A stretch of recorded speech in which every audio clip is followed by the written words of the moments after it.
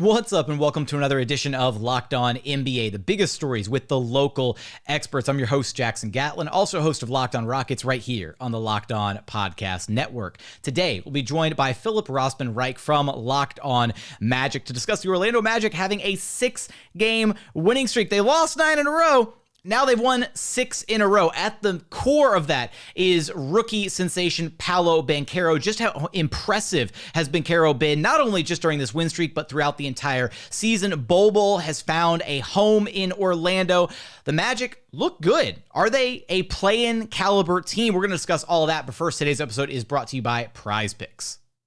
Next game, I'm taking Devin Booker to score more than 26.5 points. How about Kevin Durant to have less than 6.5 rebounds? And what about Paolo Banchero to go more than 4.5 assists? So what is PrizePicks, right? How does PrizePicks work? Basically, you pick 2 to 6 players, and if they score more or less than their PrizePicks projection, you can win up to 25 times back on your money on any entry that you submit. There's no competing against other people. It's just you versus the projections available. PrizePicks offers projections on any sport that you watch. That includes NBA, NFL, NHL, PGA, you name it. They've got you covered over at PrizePicks. Entries can be made in 60 seconds or less. It's that simple. They offer safe and fast withdrawals. Currently operational in over 30 states and Canada. Download the PrizePicks app or go to prizepicks.com to sign up and play daily fantasy sports.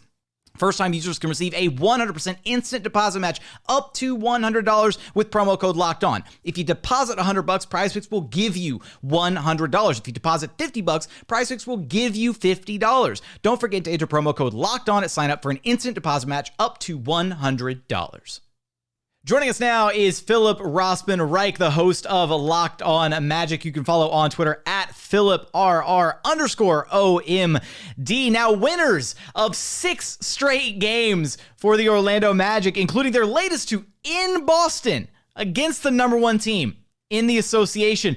Philip, I mean, you look at what the Magic are doing here. I mean, do we need to maybe pencil in the Magic for a play-in spot at this point now? I mean, we still got a little bit of a climb to get there, but I mean, it's the Eastern Conference, so who knows? I mean, it feels like half the teams in the East are getting ready to completely tear themselves down, and the Magic are a team that's building themselves up. So they're still missing guys incredibly. So this does feel like something that feels a little bit real, but we'll find out when they hit some adversity here eventually. Only 2.5 games back of the 10th spot in the East, that little play-in tournament bracket, the final spot of the play-in tournament. But Paolo Banchero was great in this most recent win against the Boston Celtics. 31 points, his third 30-plus scoring game of his young career. 31 points, 6 boards, 3 assists, had 2 steals, including dropping 6 threes in this game. Philip, I mean, just how impressive has Banchero just been, not only during this streak, but just throughout this entire season for the Magic? I mean, it's really impressive. I mean, if you watch these games, you're seeing defenses throw double team him anytime he touches the ball anywhere below the free throw line.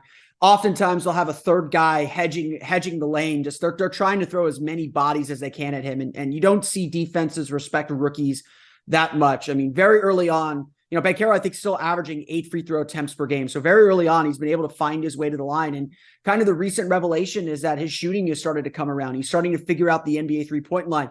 I think a big part of that is he's no longer handling the ball as much as he did earlier in the season with the return of Markelle Fultz and Cole Anthony.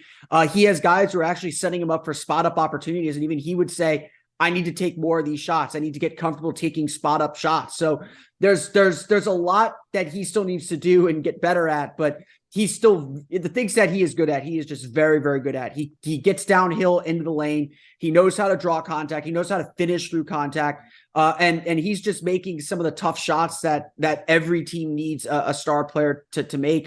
He's probably not an all-star this year because I don't think coaches would vote for a rookie, especially one on what is now an 11-win team. But he's doing a lot of really, really good things. And it just feels like it's only a matter of time that he's going to get those kinds of accolades and nods. Well, he might not be, an all-star nod this year, but right now he is clearly the front runner for the Rookie of the Year award as it stands.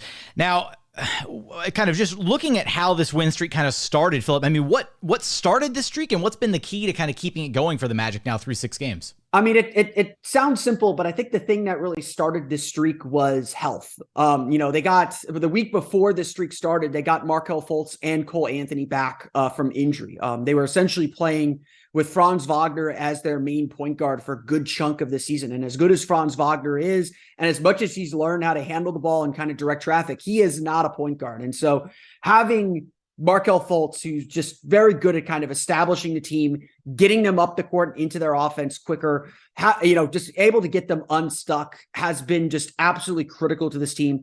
Adding, Cole Anthony and even Mo Wagner back into the rotation has given this team some depth and a bench that they can rely on. And that's given them some stability. I mean, I think the biggest thing, you look at this 6-game win streak, they've started the same starting lineup for the last 9 games. And that doesn't sound like a big deal to a lot of teams, but considering the Magic still lead the league and most games lost due to injury, that kind of stability has a lot of meaning. You add that to, they started this win streak on a 5-game homestand. They went 4-1 on a 5-game homestand. They had time at home in the Advent Health Training Center to get some practice in, to work on some things, to fine tune some things, to figure some things out defensively. And that's really helped enable them to kind of get that strong base to kind of grow from. So you mix in health, steady rotations, and some practice time to fine tune the defense, and you're starting to see those results on the court. Everyone knows their roles. Everyone knows what they're doing. And defensively, they're finally all on the same page. And you can really begin to see that talent come to the forefront. They're hitting some timely shots. They're playing with a ton of confidence, and it's just snowballing and growing from there. Bol Bol seems to have really kind of found a home in Orlando. What has his growth kind of been like as he's kind of settled into his role with the Magic this season? I mean, I think a lot of it is just him being comfortable on the floor. I mean, with Bol Bol, it was never a question of talent. Even in the moments that he played with Denver, the talent was obvious. The problem was consistency. Denver didn't have the time to develop him. They're trying to win championships. They don't have time to wait on a rookie or a young player to figure things out. Injuries slowed him down and really kind of kept him from taking those big leaps. He's healthy now, and Orlando is in the situation of the opportunity to say, hey, go out there and make some mistakes. Go out there and just play. And it's really that simple. Is they've given Bol the latitude to just go out there and play. And he's done that really, really well. And the talent is now starting to show up. This ability to drive and dribble and shoot off the dribble from a 7'3" forward or whatever position you want to call him. There's no one in the league that can do that. And so I think it catches a lot of teams by surprise. Teams are starting to figure him out a little bit. He's got to learn how to be a little bit of a better passer and move the ball a little bit, but he scores so efficiently and effectively. And frankly, he'll miss shots and just reach his arms up and doesn't have to jump very high and doesn't have to jump. His second jump doesn't have to jump very much because he can just reach his arms up and grab rebounds over people and not foul anyone. And get putbacks. And so this is a jumbo lineup the Magic are willing to experiment. Everyone's in it for each other. And Bol is just someone that really lifts this whole team up. 7'2" frame with a crazy wingspan to go with it. Yeah, he doesn't have to do a whole lot of jumping to be able to, still get up there and alter shots, be that rim deterrent, if you will.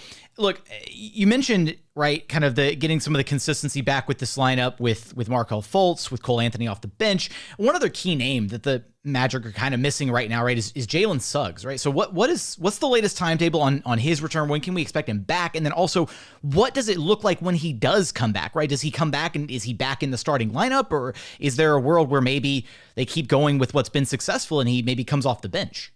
Yeah, I mean, I could go through the whole list of injuries because there's still 5 rotation level players that are out for the Orlando Magic right now. And honestly, I would say from everything that I understand, Jalen Suggs might be the furthest one out.